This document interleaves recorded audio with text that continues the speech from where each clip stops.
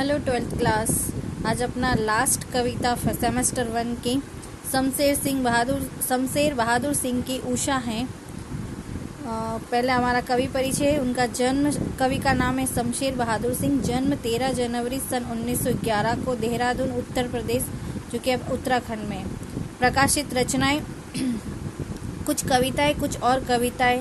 चुका भी हूँ नहीं मैं, इतने पास अपने बात बोलेगी, काल तुझसे होड़ है मेरी, उर्दू हिंदी कोश का संपादक।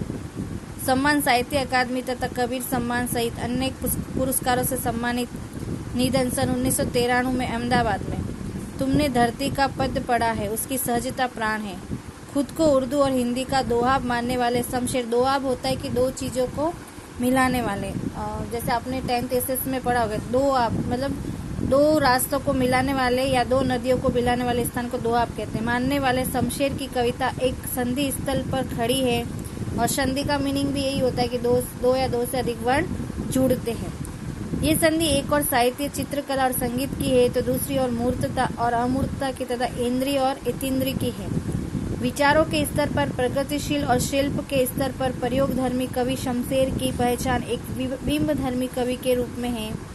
उनकी ये बिंबधर्मिता शब्दों से रंग, रेखा, स्वर और कुची की अद्भुत कसीदाकारी का मादा रखती है। उनका चित्रकार मन कलाओं के बीच की दूरी को न केवल पाटता है, बल्कि भाषातीत हो जाना चाहता है। उनकी मूल चिंता माध्यम का उपयोग करते हुए भी बंधन से परे जाने की है।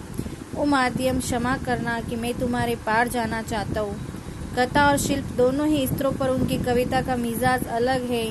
उर्दू शायरी के प्रभाव से संज्ञा और विशेषण से अधिक बल सर्वनामों, क्रियाओं, अवयव और मुहावरों को दिया है। उन्होंने खुद भी कुछ अच्छे शेर कहे। अब हम कविता पे आते हैं। हमारी कविता का नाम है उषा।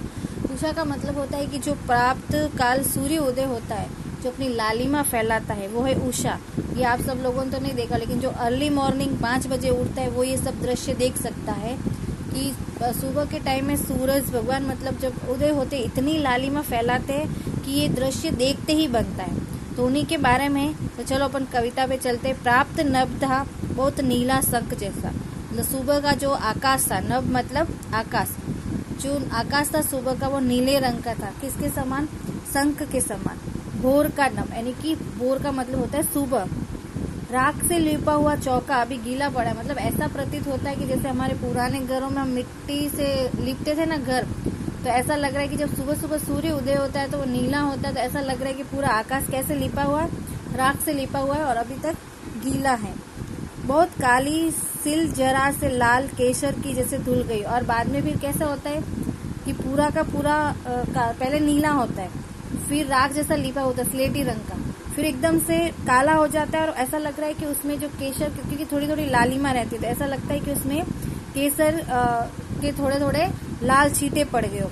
फिर लास्ट में होता है स्लेट पर या लाल खड़िया चौक मल गया। और फिर चौथे रूप में वो कैसा आता है, स्लेटी रंग का, पूरा स्लेटी रंग का हो जाता है। और ऐसा लगता है कि जैसे हम कभी कभी चौक लेके पूरा ऐसा बोर्ड नहीं भरते थे, कलर, तो किसी ने ऐसे भर दिया। इस सुबह के सूर्य के बारे में बताया कि जब सूर्य उदय होता है तो किस तरीके से होता है पूरा। नील जल में या किसी की गौर झिलमिल दे जैसे हिल रही हो। और जब सूर्य बाहर निकलता है इन सब बीच में, तो ऐसा लग रहा है कि कोई नव युवती जो कि ऐसे एकदम पानी में नहाकर आई हो और ऐसे पूरे अपने शरीर को हिला रही हो। वैसे ही सूर्य जब इस नीले गगन में उदय होता है तो ऐसा लगता है। और जादू टूटता है इस उषा का जब सूर्योदय हो रहा है। और ये सब जादू कब टूटता है, मतलब इतना सारा ये व्यंग्य कब खत्म होता है कि जब सूरज पूरा उदय हो जाता है। तो इस कविता से कविता समझ में आई कि पूरा का पूरा सूर्य का वर्णन सुनाया है उन्होंने कि किस तरीके से सुबह का जो सूर्य होता है वो कैसा प्रतीत होता है। तो उस सब के बारे में पहले वो नीले रंग का शंख के समान होता है, फिर मतलब ऐसा लगता है कि राख से लिपा हुआ है, यानी कि स्लेटी, फिर काला हो जाता है। फिर उसमें जो लालिमा होती है वो ऐसे लगती है कि काले रंग पर केसर बिखेरी हो। फिर वापस स्लेटी रंग का होता है, तो उसमें से लाल खड़िया यानी लाल चौक से कुछ लिपा गया हो। और सूरज जब पूरा बाहर आता है तो कैसा प्रतीत होता है, जैसे कोई एक नव युवती महिला मतलब पानी में से नहाकर अपने शरीर को हिलाकर झील मिलाकर निकल रही है, ऐसा सूर्य प्रतीत होता है। और ये सारा भ्रम हमारा कब टूटता है, जब हमें सूर्य उदय हो जाता है। ठीक है क्लास, आपको समझ में आ गया कविता। और आज ये अपना लास्ट चैप्टर है फर्स्ट सेमेस्टर का, तो आप अभी अच्छे से पढ़ना, बेस्ट ऑफ लक और अच्छे से पेपर देना। Thank you class.